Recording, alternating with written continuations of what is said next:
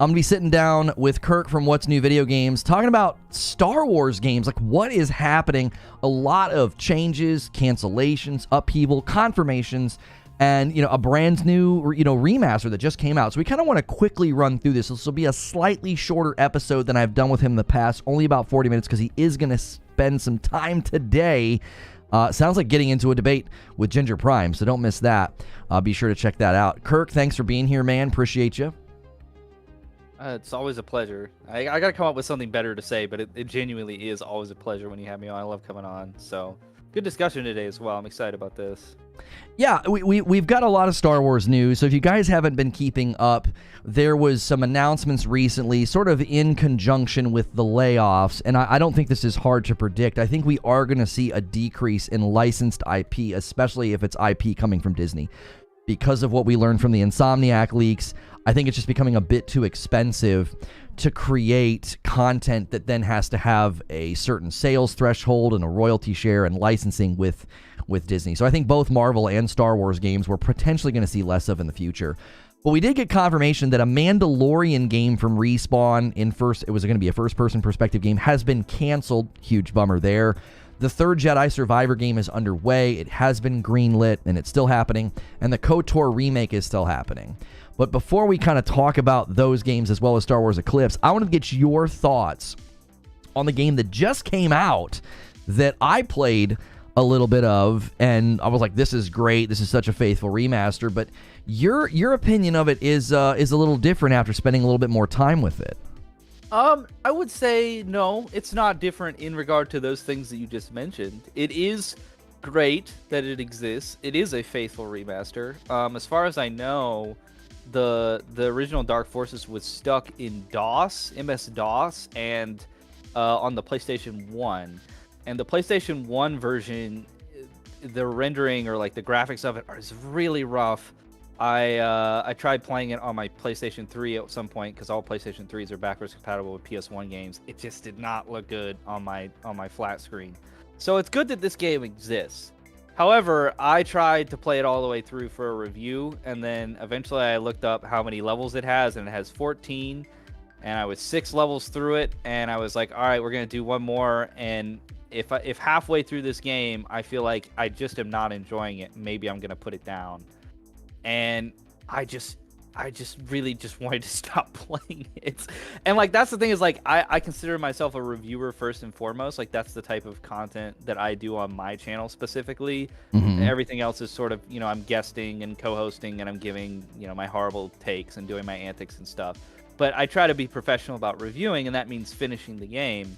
But I was just like, I'm really, really not enjoying this. And the reason for that is just the outdated game design, and it's very like maze oriented. Like if anybody is a member and watched that stream that you did, I think last Friday where you played it, it's very much maze oriented, and like all the environments look the same in a given level, and you're sort of wandering around with these like very texture bare walls, and a lot of the time, like you would have to do a U-turn to find like the path that you need to go down. Like it very much plays with like corners, and like you have to really check your corners and like look everywhere to make sure you're not missing like some pathway or some open doorway that you need to go through. And you can spend like, I mean, I would spend like 15-20 minutes just wandering around the map for like a particular level trying to figure out where I was going to go. Like, this game is very difficult without any type of walkthrough or guide or anything. And I was going to try and play it without using one. And finally, I got, like, 5 levels into the game, and I was just like, this sucks. Like, I got to, like, look up something. Because I'm just sitting here wasting 20-30 minutes of time trying to figure out what I'm supposed to do. And, like, I could just be a dumbass, right? Like, I'll go on record and say, maybe I'm just not intuitively smart enough to play this type of game, and maybe it's a generational thing. Maybe people that grew up with the SNES and the PlayStation 1 is like, you know, their current gen, their version of like what the PlayStation 5 is for us now. They maybe have an intuitive ability to play these type of games and it not fluster them so much. But just the one thing I kept coming back to is like, am I having fun? And with the gunplay, like with shooting dudes, with shooting stormtroopers, I would say, yeah, it was super fun. Like, if this game was a little more of a shooting gallery, like a little bit more like just run and gun, going through, shooting stormtroopers, like doing the thing, right? Being the Star Wars bounty hunter rogue guy, in the vein of Han Solo, I would think it was a little bit more fun. But just the level progression and the trying to get through the levels and the puzzles, it just all felt a bit tedious. And I think that it's a sign of the times. It's a sign of the types of games that we have available to us now. Because the game that came after this, I really, really enjoyed it in my childhood. Dark Forces 2, really, really enjoyed that game when I was a child. And I also enjoyed Shadow of the Empire on N64, which is, by all accounts, a very obtuse game. Like, it really is. And I think it's just like, when that game came out for the N64, it was freaking cool. And it didn't matter that it was super obtuse and it wasn't fun a lot of the time, because you got to be in Star Wars, you got to be a bounty hunter type, mercenary guy, and you got to fight Boba Fett. And like, this is like the same thing. It's just like, do I really want to spend $30 on that and play it in 2024? And I think that after spending however long I spent with it to get halfway through the game, I don't. And that's unfortunate because I really, really wanted to like this. Now, did you play the original and beat the original, like way back? Or you said you played the second one? I played the second one and beat the second one. I mean, I was playing it, and I've got my footage running right now. That's why you can kind of see my camera behind Kirk. I don't have a better way to crop that. But I was playing it and certainly felt some of the pain that you're talking about of they literally won't. And this is a mark of old games. I'm not saying this is a bad thing. This is kind of a hallmark of old games where they tell you nothing. You quite literally have to figure it out on your own. And I think it was because back then that was common. It wasn't seen as a faux pas or a mistake to just kind of let you run around and just not know what you're supposed to do. So you can see in the footage that I'm running here, like, I can't get any of the doors to open. I can't quite figure out where to go. The map is, fine, but not the greatest. And I do think, I remember going back when the Rare Replay came out. And I played that with my brother, and we were playing through one of the Perfect Dark games. And we just got stuck. Like, I could not figure out how to open a door.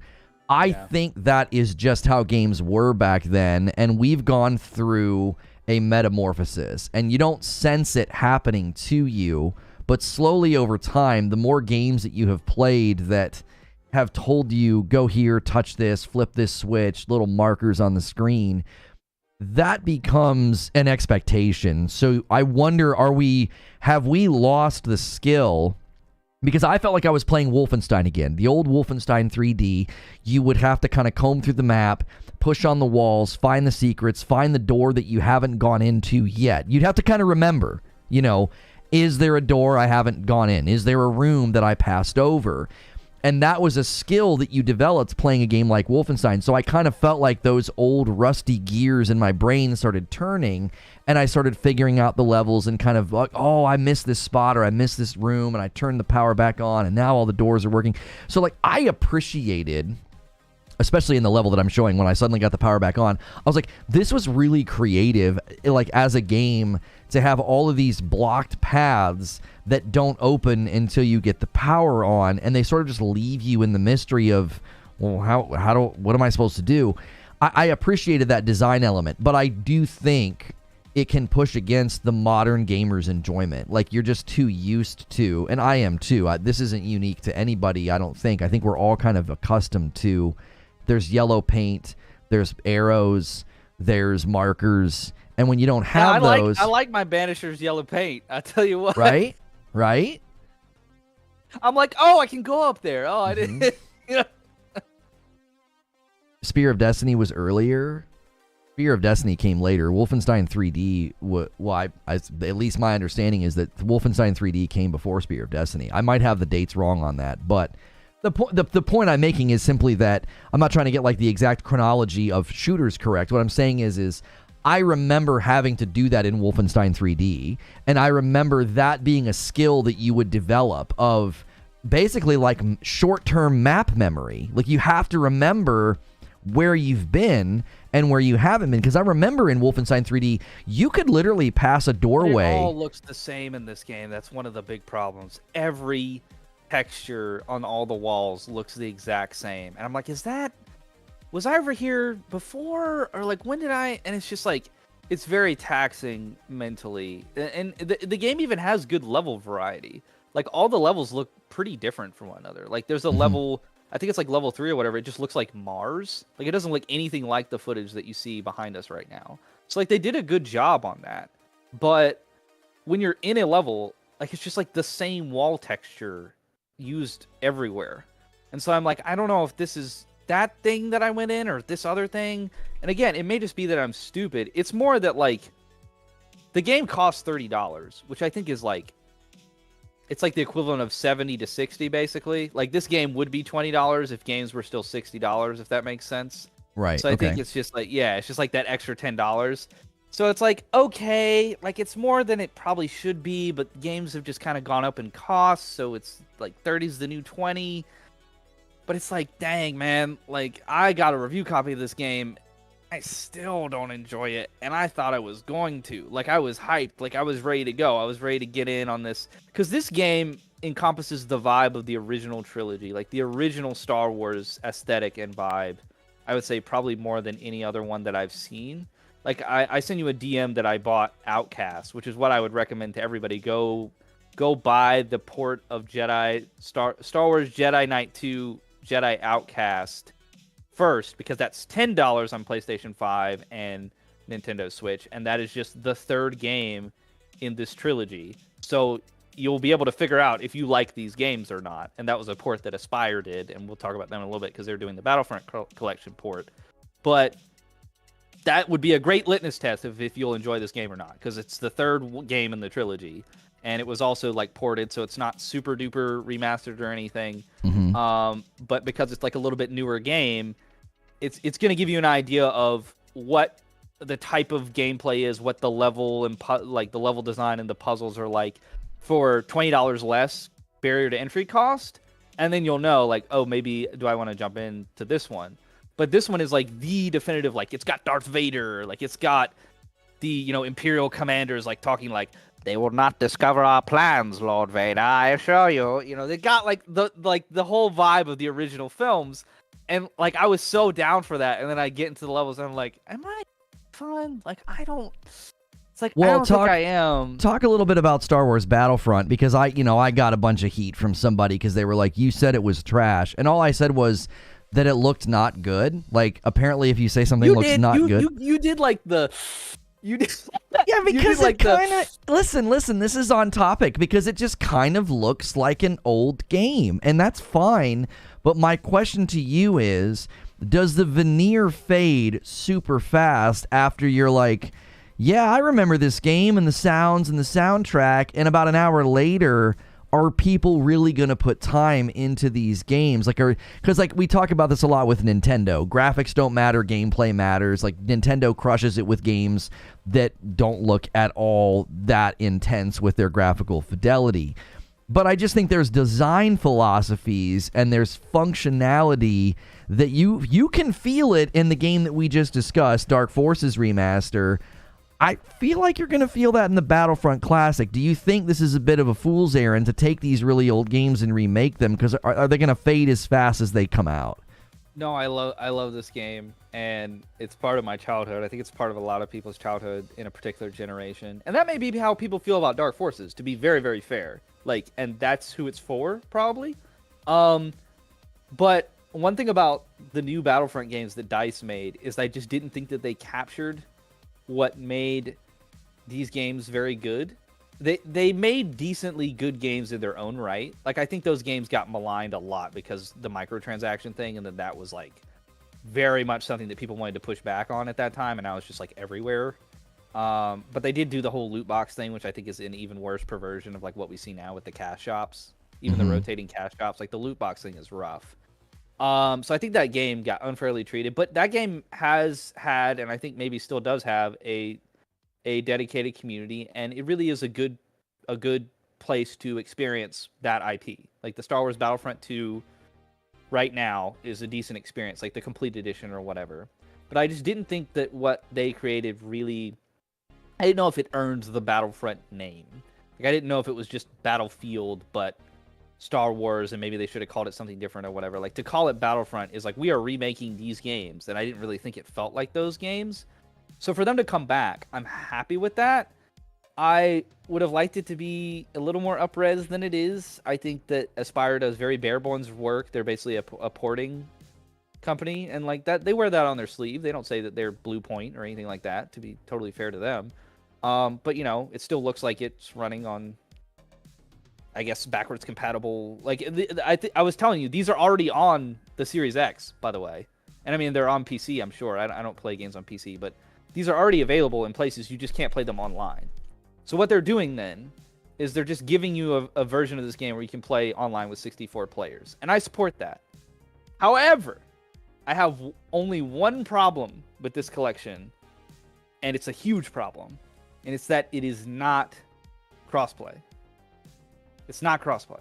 It's cross-gen, which companies are like counting that as crossplay, but that's not a real version of crossplay, in my opinion. It also, if you use the word crossplay, you're giving people the wrong impression, and then they might think they can buy a game and play it with their friends, and they can't. I did that with Hunt Showdown. But yeah, it's not crossplay. It's only cross-gen between like PS4 and PS5, for instance. And it's like, what is the point of you giving me a game that I can already play on my Series X or my PC against the AI, which to me is the funnest part of the game, by the way, because I just shoot all the AI guys, and I'm really good when I go against the AI. I'm probably going to suck when I'm online, you know what I'm saying, Lono? I'm going against the AI. It's just Helldivers. It's just Helldivers in 2005 or whenever this game came out. You're shooting the droids and stuff. And it's fun. And it's like, if you're going to give me that, and the whole value prop is that you're giving me that and I can go online with 64 other people, how are you going to confine that to particular ecosystems? Like, would the whole point of providing that, would the whole point of the value proposition not be to make that crossplay, to make that exist like a Fortnite does or something?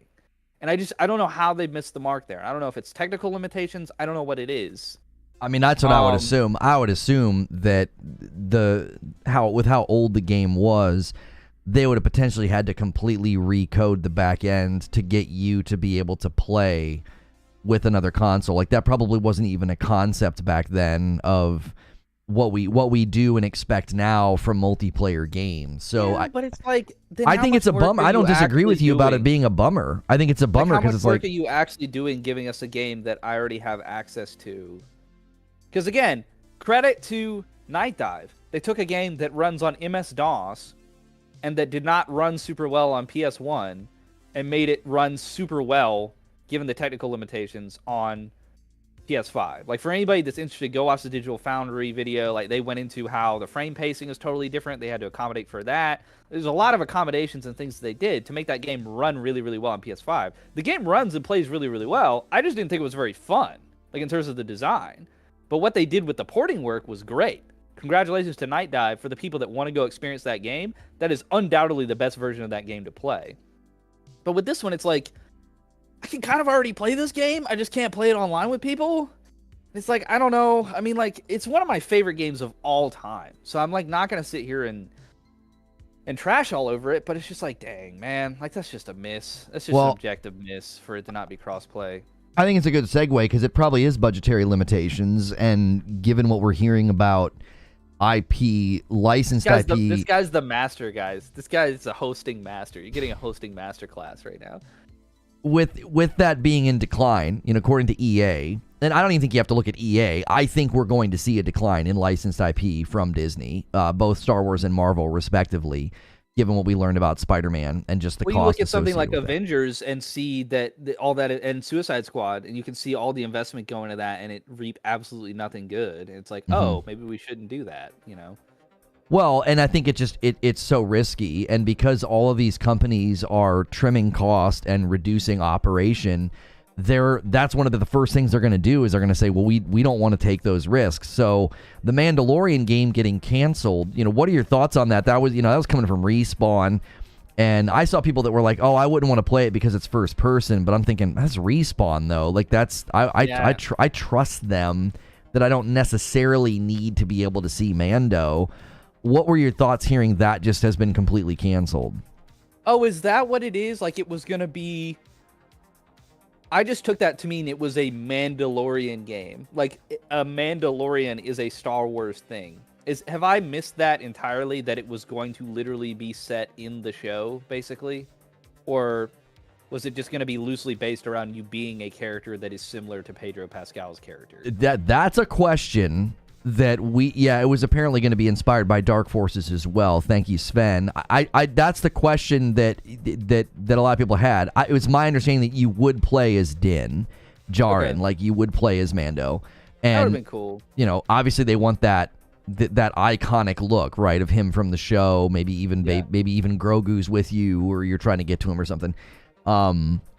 See, the thing about these games getting cut, right? Oh, I'm sorry. You weren't going to play as Din Djarin. I'm sorry. You were just going to play as a Mandalorian. I misread chat. That's my mistake. Okay. The thing about these type of games getting cut, right, is like you have to think about it. Like if we heard that because this was all that we knew for a while. If we heard that Rocksteady was making a game with Superman as one of the centerpieces and they canceled it, if that's all we heard, we'd be like, oh man, I really wish that game was going to come out. Or if we heard that BioWare was making a game where you fly around a different planet in Iron Man-like mech suits and that was getting canceled, we'd be like, oh man, that really sucks that got canceled. I really want to play that game. And then these games come out, and it's like, oh yeah, single-player studio that is known for like really good games made a game around a licensed IP or around an idea that people aren't really necessarily on board, or the systems or the mechanics aren't necessarily on board.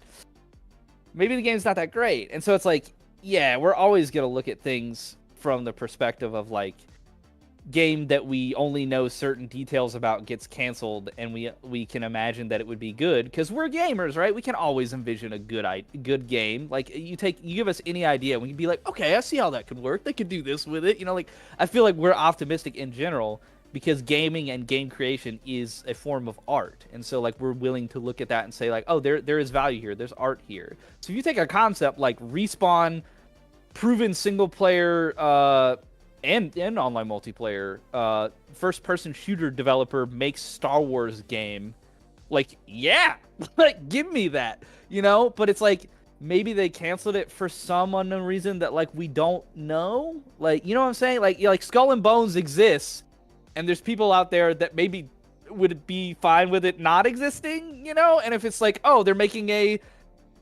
pirate game in the same vein as Black Flag, oh, they canceled it. And people would be like, oh no, why'd they cancel it? It's like, well, maybe they did for a reason. So we're never going to know. And that's the thing. Like, we're not going to know, like, why they canceled it. But I was not aware. Other than...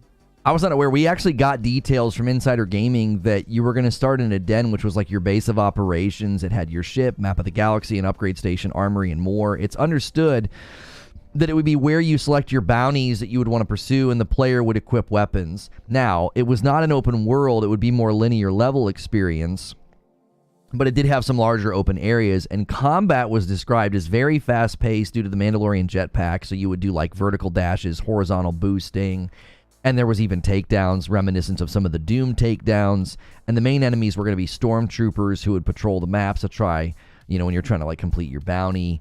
So there was, regular weapon, shotgun, sniper, heavy with rockets and more. So it sounds like they were going for more of their own take on what it would be like to be a Mandalorian, I had to guess, not Mando himself from the show. I wonder if they canceled it if a lot of that studio and their teams are devoted to making Apex good and providing content there and working on the Jedi games. And I wonder if they were like, this other third prong is too much and we're spreading ourselves too thin in terms of like the quality of these games. Like we want to focus on our online multiplayer experience, Battle Royale in terms of Apex, and we want to focus on Jedi. And that's what we have the capacity to do. And we're not going to be able to make this game of the quality that we feel is the Respawn quality that we want to put out there, or the Rocksteady quality, the BioWare quality, BioWare magic, like we've seen this story before, and like I don't know that this was going to be live service at all, so I don't want to invoke that, but I just wonder if I'm willing to give them the benefit of the doubt and not just say it's EA being greedy corporation and they canned the game because it would have been amazing, it would have been a 9 out of 10, but they hate making good games. You know what I'm saying? Like, I wonder if there was something else going on there. I mean, that could be the case. It could just be like, we didn't think it was going to make us enough money or whatever, but I feel like there was probably a factor there, like a Skull and Bones or something, where they were like, this is struggling. Maybe we pull the plug, Well, and I think a lot of this is in line with what the industry's doing. You know, cutting costs, laying people off. In the same token of seeing like a Mandalorian game canceled, EA's like, we're not going to be doing as much licensed IP. We got Embracer Group selling Saber Interactive. Saber Interactive is going to be a privately owned company and free from Embracer, and they're going to continue building the KOTOR remake. And this was welcome news to a lot of people, because I think there was a lot of fear about whether or not the KOTOR remake was going to go forward.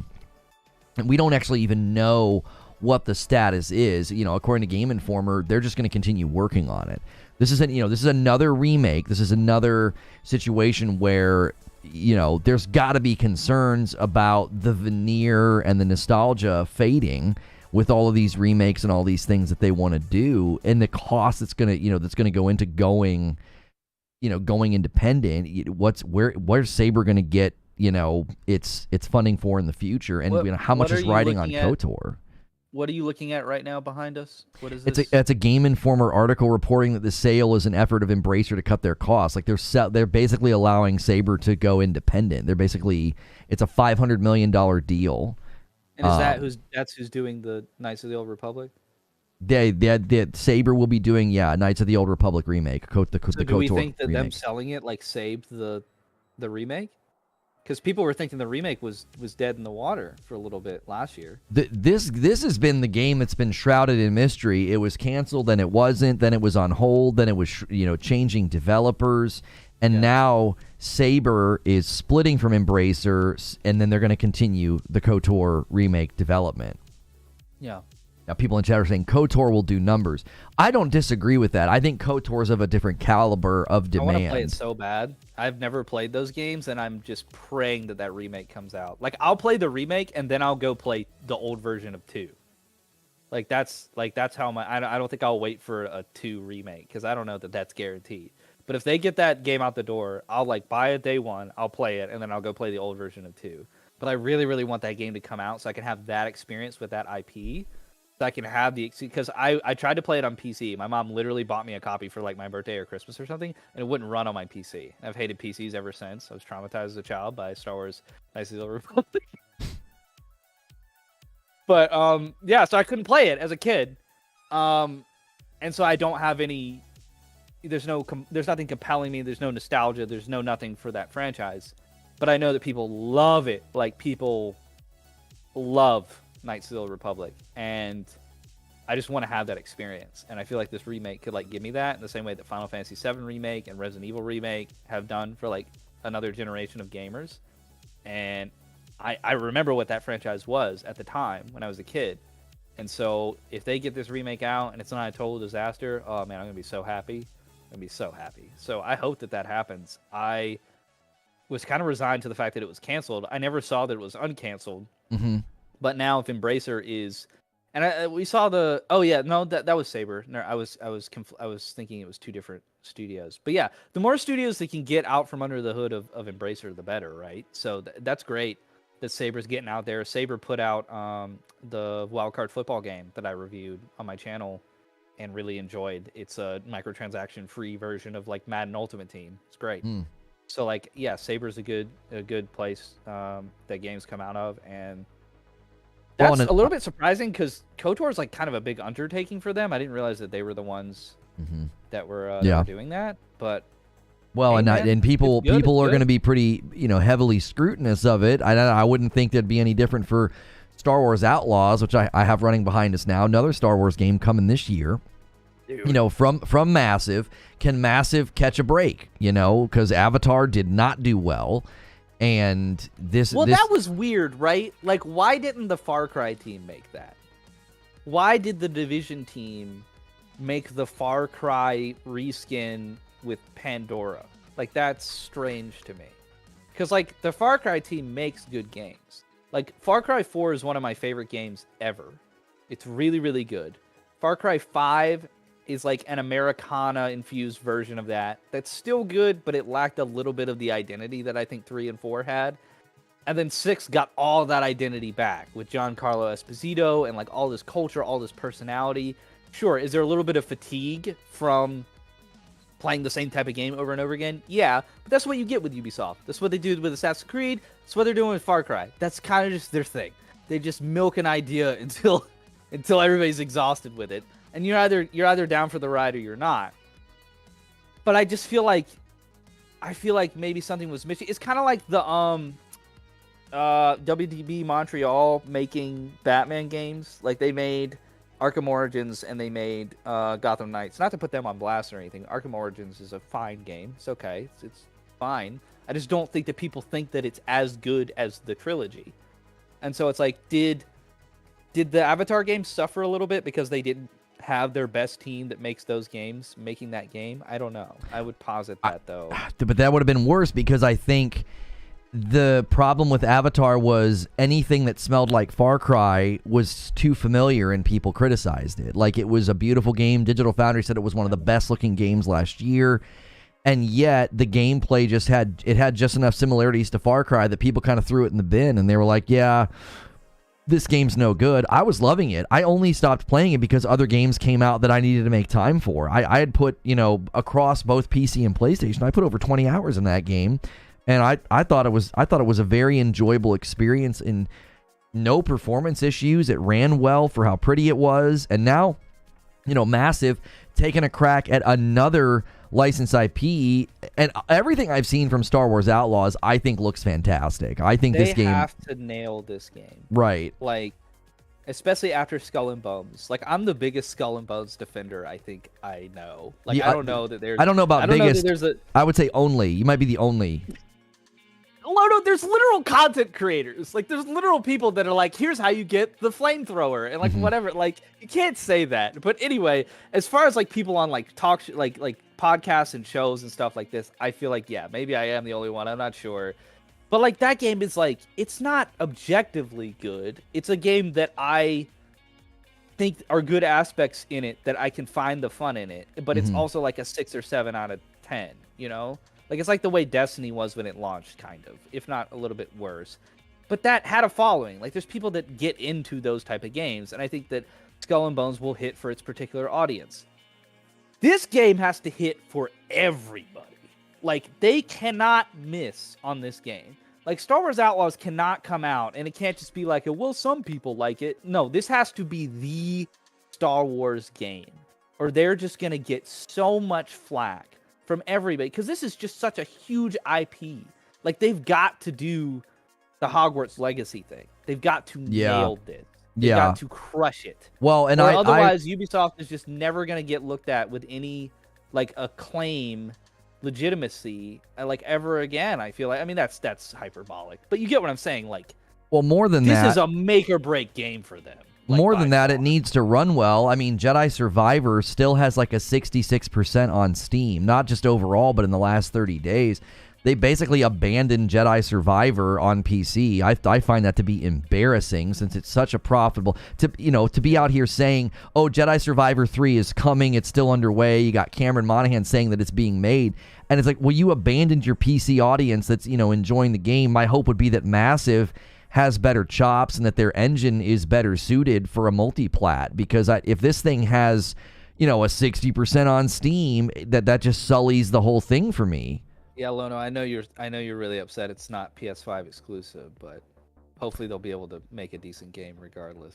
I mean, I wouldn't say I'm upset, but how could you deny that if this was a timed exclusive for PS5, it would launch and I would have less concerns about that? Like, you know what I'm saying? You guys can go watch last Monday's video, Our Exclusives Bad, for our full hour-long debate on whether or not... Actually, it was an hour and a half. It was long. Hour and a half long debate on whether exclusives are bad, where I absolutely cooked this man, and none of y'all appreciated it whatsoever. You all were hating on my terrible takes, apparently. Do you have doubts about Stellar Blade's optimization, or did you have any doubts about, like, Spider-Man 2's optimization? As I was saying, go watch our hour and a half long debate.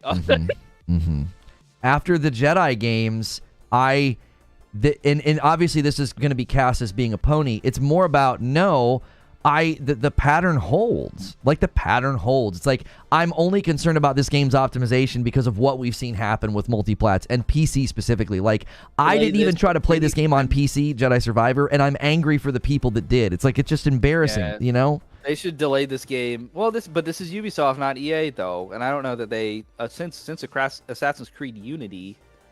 I'm sure somebody in the chat is gonna put me right, but since Assassin's Creed Unity, I don't know that they've had like a giant fiasco with performance and bugs and anything. Ubisoft, but maybe some game that I don't care about. Yeah, I definitely think I have more confidence. I have more confidence in Massive doing multiplat. I do. I'm not as concerned as what happened with Jedi Survivor.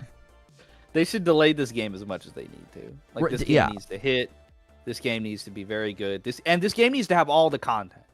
Like, the same thing as Hogwarts. Like, you get into Hogwarts and it's like, oh, the castle is just like this big. Like, you mean I can go to these towns and villages and talk to these people and all these quests and all this content? You know, like, this game needs to be like that. It needs to be like that. It needs to be like The Witcher.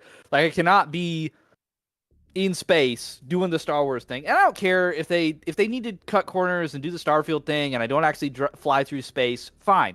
It's about the IP. How are you letting the IP shine? If I can't do all the space stuff, if I can't fly through space from planet to planet, if it isn't No Man's Sky, I don't care. What are the NPCs I'm interacting with? Where am I going? You know, we see that scene that you just cut away from behind us. Like, she's in a tavern. She's making the backroom deals with the, you know, the kingpin of the Outlaws or like whatever. You know, like, I want to be invested in the Star Wars-ness of what's going on. And like, they've got to figure out how to deliver on that. They said you can become a proper scoundrel. They even said, this is interesting because I remember when they also said that you could be a pirate and you wouldn't just be a boat. Well, then I'll be very happy if I don't have to play the game as a spaceship. You know, if I actually get to walk around. You know, heaven forbid I want some player volition. 10 out of 10 do get to walk around. Yeah, maybe we can go hump some asteroids for some materials in this game. Anyway, no, but I actually was curious whenever she first shows up to the cantina and she's talking to the droid. I was like, this looks like a movie. They actually developed technology to emulate the lenses, the movie like camera lenses from the 80s so that it looks like Star Wars. They want to feel like Star Wars. Like that intentional touch gives me some confidence, but you got to go quickly. So I want to touch on one last thing here. Talk to us about Star Wars Eclipse. You sent me this article 5 days ago. Star Wars Eclipse, everything we know. You know, Games Radar trying to break it down. This title, another one shrouded in mystery. What's going on with Eclipse right now? I mean, you know, Quantic Dream is just going to Quantic Dream. They've obviously had some problems in the past, some things that David Cage said in court and whatnot. I don't know if you guys remember that controversy, but that was about like 3 or 4 years ago. So this is a studio that's questionable. Their games are questionable. Like, I'm a big proponent of Detroit Become Human. It's probably one of my favorite games ever made, at least from a technical standpoint, and what they were able to do with like narrative disparity in terms of choices. But also, people just don't like their games a lot of the time. Like, you know, like Heavy Rain is more of a meme now than anything. And Detroit was like kind of like that too. Like, their storytelling is a bit rough at times, and it can come off like very awkward and obtuse. And so, like, I think that this game will just be more of that, and it'll be a Star Wars version of that, and it'll be like the Game of Thrones Telltale that, like, was serviceable at best. And it's like, yeah, this exists. I can go interact with this if I want to, I guess. Is that a good way to interact with the Game of Thrones IP? Arguably not, like, questionably so, you know? But, like, I'm all for these type of games getting made. I'm glad they're not getting canceled, you know? It'll be interesting to see what Quantic Dream does with the Star Wars IP, but do I think it'll be better than a 7 out of 10? I would be surprised. I'd be happy if it was, but I'd be surprised. I think people will clown this game for sure, because it's Quantic Dream, and people clown Quantic Dream games. Like, they have a body of work we can look at.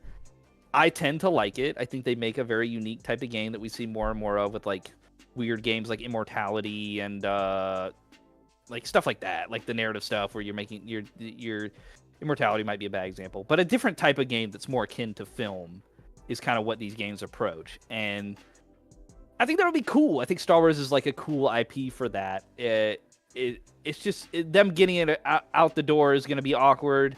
And then the final product that we get in our hand is going to be awkward. And I say, just everybody just embrace that. You know, like it's gonna happen, and you just go along for the ride, and you're gonna be playing that game. You're gonna be like, and there'll be some very clippable moments from that game, and it'll be fun. It'll be a good time. Yeah, I mean, it sounds like they're going to try to bring their touch to branching storylines, and it's like something they've never built before. That would be super cool if you can, like, you know, whether you're the dark side or the light side, like, heavily influences how the story goes and stuff. Like, there's potential here for this to, like, hit in some big ways, but believe it when I see it, you know? Like, I'm going to play the game, and then I'll give an assessment, but I just hope it comes out. Like, if this doesn't come out, I'd be disappointed, because I just want to see what it is. Like, whether it's good, it could be terrible. It could be a 4 out of 10. I just want it to come out so that I can play it and be like, this is terrible. Like, I want to experience whatever this game is going to be. Yeah, I mean, the art style has me captivated. And if they give you a genuine experience of, you know, are we going to be able to get into lightsaber fights? Are we going to be able to do all those things? Or is it going to be more of a, you know, classic, more narrative focus like Detroit Become Human? Absolutely. That's what they do, for sure. And there'll be some weird combat sequences. I don't know how they'll do them, but they will be weird. I guarantee you they will be weird. So I'm excited. I'm excited, like, in the same way that people were excited for Madam Web, like, knowing that it might be bad. Like, that's how I'm excited for this game. Do I think it will be that bad? No, but it could be. Well, this says could also here... be good. This says here that it is said to be a more traditional action experience without skimping on all the choice and consequence that Quantic Dream is so good at delivering. So it does sound like we actually are going to have a more traditional action experience in this. So maybe there will be, you know, shootouts and lightsaber fights and flying. I mean, this is one of those games where it's like I can't even like wrap my fingers around what exactly they're trying to make because they're being so vague in their descriptions. I love that too. I love that type of stuff. Like the vague marketing. Yeah, like stuff like Death Stranding. You're like, what is it? Like, what is this game? Like, I like stuff like that. Right. Well, you've got to go to Ginger, right? It's 1 o'clock. I'm assuming you're going over there. We're going to talk some more about Dark Forces. You might get some positive opinions on Dark Forces. We're going to talk about Battlefront as well. And, yeah, I'm going to keep it professional, but he might start some shit. So if you guys want to see that, come on over. He may. Ginger likes to... he likes to start some shit. Yeah. He likes to get in little sparring debates. And if you guys want to check that out, please be sure... Which channel are you guys doing that on? Is it on Work the Game? Work the Game. Make Twitch sure... And YouTube. Oh, Twitch and YouTube. Okay, so make sure and check that out. And as typical for us, we're going to be heading to our member writers room. So if you're at the $6 member tier or higher... I will redirect you guys over there as well as provide you with a link. It's a real quick show today, just kind of being like, yo, what is going on with Star Wars games right now? Overall, I think we're both excited, right? Like, we're both excited for whatever comes out of the IP. Probably good or bad. Like, Star Wars Outlaws is the exception. That game has to be good. But everything else, like, yeah, just give me Star Wars games. Just give them to me. Let me play them. And then, I didn't say as much, because I was more curious what you were thinking on a lot of this. I will say just very briefly, I'm concerned about Jedi Survivor 3. I'm concerned about virtually anything coming out because if they're trying to skimp on price and they're trying to get things out the door, Survivor was rushed. Survivor 3 will likely also be rushed. The director left, by the way. He's at Santa Monica now, so that's also concerning about continuity and vision transfer. I guess there's a distinction between AAA and AA. Like, the AAAs have to hit. Ubisoft and Respawn, they have to hit. They have to be good. They have to be a fair value proposition for gamers. But, like, remaster of Dark Forces, okay. I'm glad that they did that. Battlefront Collection, okay. Is it necessarily worth the value when it's not crossplay? To each their own. Weird Quantic Dream game is going to come out. Cool. Like, so it's like, I would love to see more games and remasters and stuff from the IP come out, and then they're there for people to buy if they want to buy them, or if people don't, that's fine. But yeah, the big AAA ones that use the IP, they've got to hit. They've got to. Yeah.